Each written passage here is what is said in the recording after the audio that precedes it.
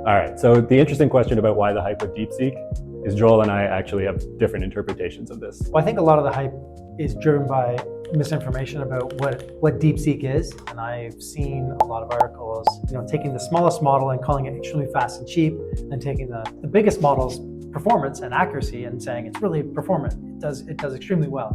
You're cherry picking, and those actually don't jive together. A lot of the hype is coming from just sort of this convergence of many different trends that are happening in AI.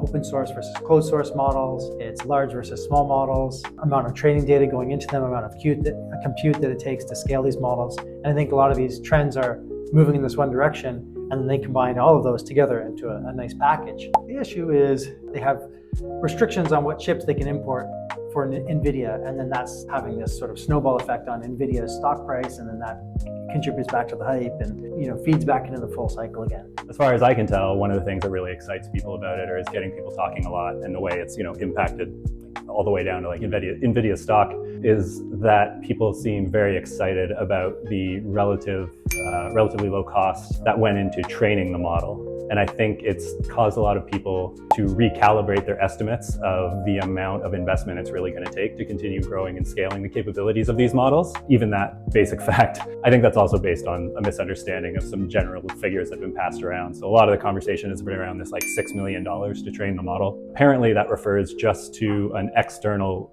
estimate expense for the computation itself. So that doesn't include things like data annotation and all the sort of human elements that go into training a model like this. So I've seen estimates as high as $100 million if all of these things are included. And I'm not sure whether or not the $100 million that GPT-4o was supposed to have cost include all of those elements.